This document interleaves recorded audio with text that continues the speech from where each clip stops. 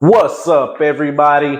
It's your man's KJ the Great, dropping another edition of All Sports Media TV. But first, I want to say, I hope and pray everything is great your way. Now, it is fight week, baby, and we got a showdown going on this Thursday, Las Vegas, T-Mobile Arena, and man, it's gonna be some fireworks all throughout this card. ESPN, let's get it cracking. Now, let's talk about the co-main first.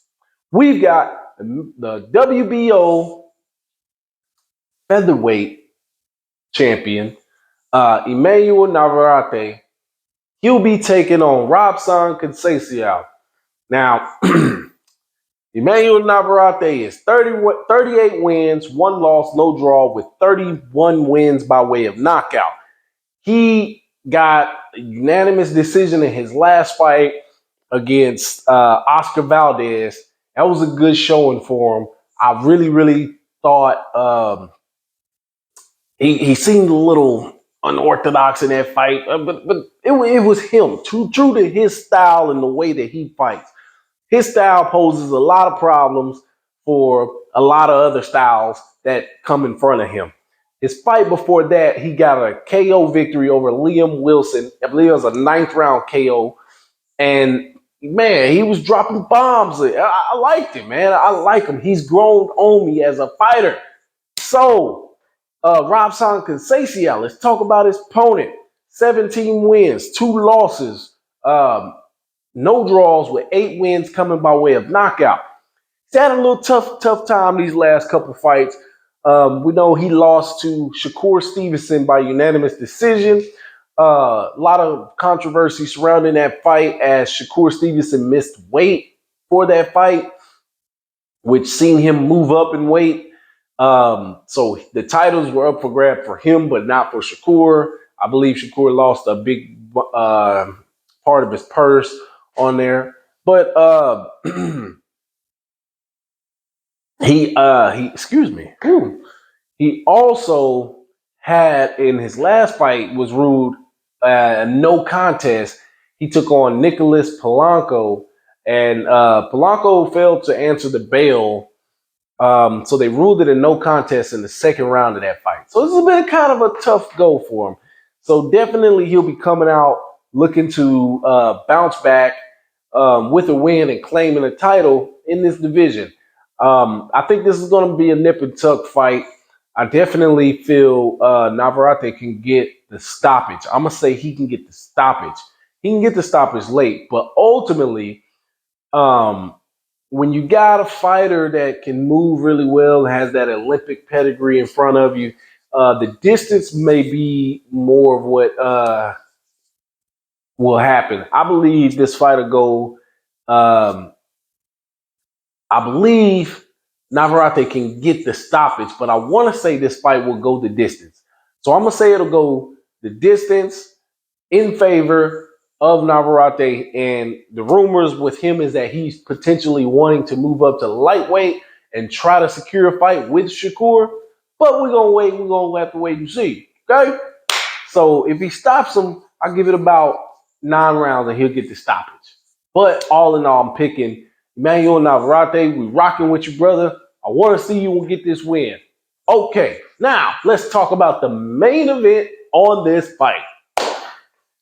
Shakur Stevenson, 20 wins, no losses, no draw, 10 wins by way of knockout. He is taking on Edwin Santos, 16 wins, 1 loss, no draw, with 14 wins by way of knockout. He's a thumper. He's a thumper. And Shakur, we all know he's an Olympic silver medalist. He's got the best defense, probably all in all of boxing. Probably one of the most accurate fighters in all of boxing. His Edwin De Los Santos, he really shook up the boxing world this in recent times when he took on and stopped Jose Valenzuela. I believe that's how you say his name. He stopped him. A lot of people had Valenzuela pick to win that fight because De Los Santos was a replacement opponent, I believe.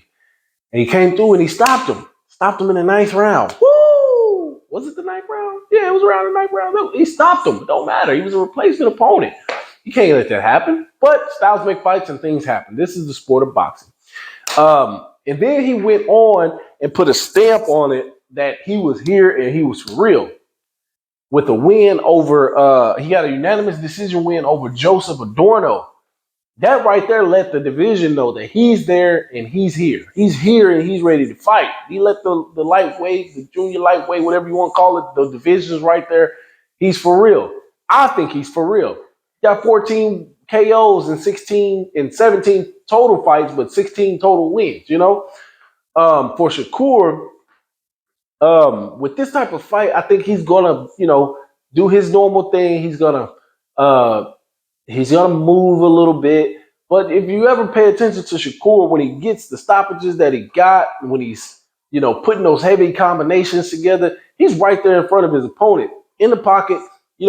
He's got his defensive game ready and going, but he's exploding, letting his hands go. So ultimately, I think Shakur Stevenson gets the unanimous decision win in this fight. I believe in order for him to do that, he's going to have to weather a little bit of storm, maybe from De Los Santos, because he's riding high. He's got the confidence. He's riding that 2-fight streak right now. So he'll have to, weather that little storm, the early storm or whatever you want to call it, and definitely dictate the pace. And I think he's going to have to push the pace a little bit because, we've been seeing some sketchy judging going on here lately. So I think he's going to have to dictate the pace and not so much move around as much. These judges seem like they want these guys to engage a lot more and get hit a lot more. So with that being said, that's all I got for you guys. Make sure you hit that like button. Drop that comment in the comment section. Let me know what you guys think. Follow me on Instagram at All Sports Media TV. Follow me on my other Instagram at KJ the Great09. Thank you guys for tuning in. I appreciate every like, share, subscribe, every follower. I appreciate you guys all the time. I love engaging with you guys. So make sure you go ahead and comment. Even if you haven't subscribed, go ahead and subscribe right now. Do all of that. I got more heat coming for you guys. Peace. Oh, yeah. Don't forget, I will be doing a live stream over this. So make sure you tune in this Thursday.